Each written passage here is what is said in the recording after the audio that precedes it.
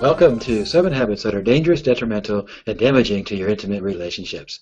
Today we're going to be taking a look at that 5th habit, and that is avoiding those important intimate conversations.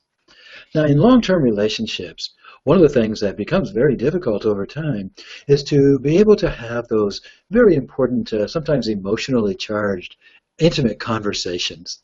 They become difficult to have because we become so afraid or frightened of how our partner might react to what we're thinking or what we're feeling or just to what we want to talk about. And so the fear of having those conversations for many of us cause us to just simply avoid having them. Now, what makes this really important is that it's those intimate, emotionally charged conversations that actually build the intimacy and create the excitement of staying in long-term relationships. And so the more that we can have these conversations, the more intimacy that we grow. But for many of us, we just don't quite know how to have these conversations. And the fear that our partner is going to react in some painful way really keeps us from having those conversations. So today, my gift to you is that I'm going to give you 5 principles that if you employ these 5 principles in having all of your conversations, but in particular these important and sometimes emotionally charged conversations, they will make these conversations go much, much better, and you will be creating and growing the relationship of your dreams. The first principle is to be mindful. When you begin those intimate conversations, those important conversations, before you begin, take a few moments just to breathe. Yeah, just breathe. Let yourself become a little bit more relaxed and be mindful of how you want to present what you're wanting to say to your partner. Just be mindful of how you want to be in the conversation. Not so much about what you want to say, but more about how you want to say it. So be mindful of using some of that global language, like you always or you never. So instead of using always and never, sometimes this is what happens. Be mindful of not making it about your partner with all the you words, but making it more about yourself.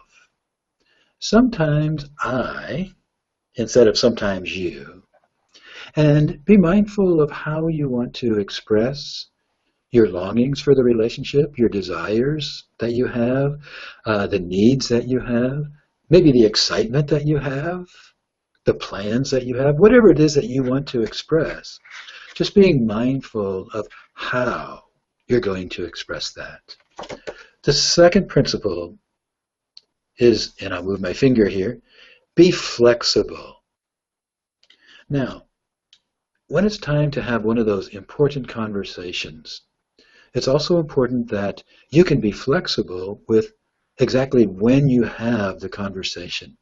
It's important that your partner can really hear you and that you're really heard when you're having that conversation.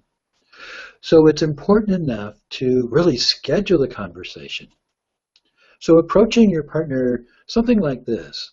I've got something on my mind that I'd really like to talk about, and I just want to have your full attention for about 25 or 30 minutes. When would be a good time for us to be able to have that conversation? Be flexible with whatever your partner says. That'll bring your partner to a place where they are aware that you're wanting to have an important conversation, and now may not be a good time right now, but your partner can let you know when a good time is. Thirdly, be very clear in your conversation with your partner. Be clear, first of all, with yourself.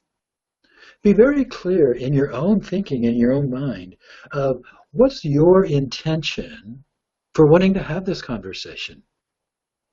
And what's your intention of how you want to be in this conversation? Secondly, be very clear in your own mind what your expectations are of your partner.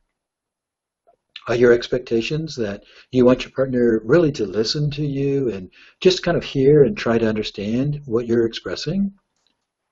Or is your expectation that you're actually going to want your partner to do something as a result of this conversation? The clearer that you can be in your own mind about what your intentions are for the conversation and what your expectations are of your partner, then the clearer you'll be able to clearly express those two things to your partner. And it's important to clearly express to your partner what your expectations are. I'm really not asking you to do anything. I'm not asking you to fix anything. I just really want to be heard. So be clear with your intentions and with your expectations. Fourth, be curious and be open. Now, I said earlier to be mindful, not so much about what you want to say, but more about how you want to say it. And it's very important in these important conversations that you kind of stay away from, in your mind, writing out this script of everything that you want to say and everything that you want your partner to hear. But come into the conversation more prepared about how you want to be in the conversation, and then just be curious about what you're about to say.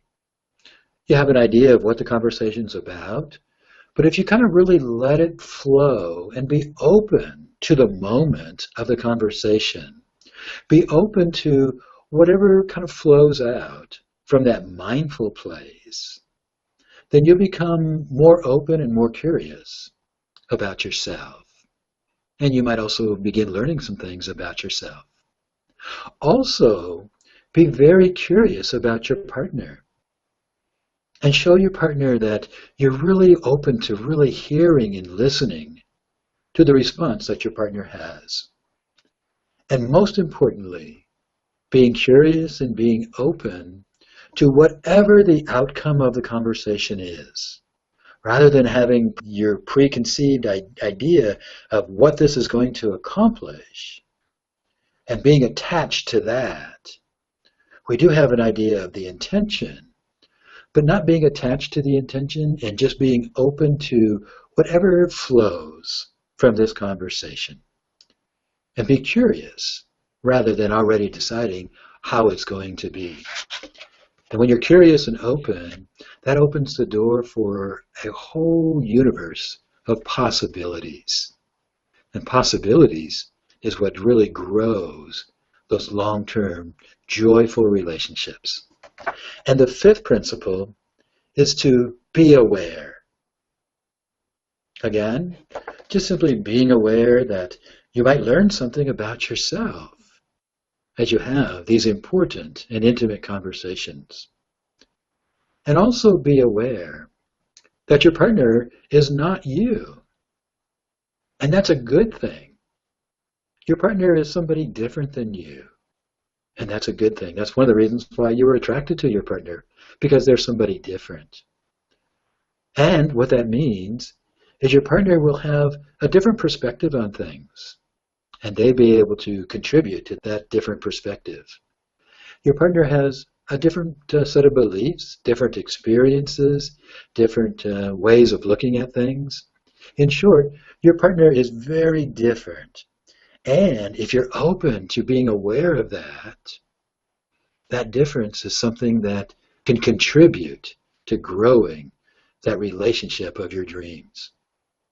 So when you enter into a conversation that you need to have, and if you can do that and be aware that you and your partner are two different people, and you can be curious and open to what your partner may have to say, to hearing what you may have to say, and to the outcome of the relationship. And you can be very clear with your intention and your expectations, and you can be flexible and open-minded, or being mindful. When you can employ these 5 principles, you'll soon begin discovering that in these important conversations, in these important relationships, aren't something that you need to dread, but you can look forward to because they begin creating the relationship of your dreams. So what if you continue to avoid having those important conversations? Where will your relationship be 6 months or a year from now? But what if, employing these 5 principles, you begin having those important conversations, and it begins opening the door to greater and greater joy and fulfillment, greater and greater intimacy? Where might your relationship be 6 months or a year from now? This is Dr. Tony Victor, supporting you as you're growing that relationship of your dreams. Until next time, stay connected.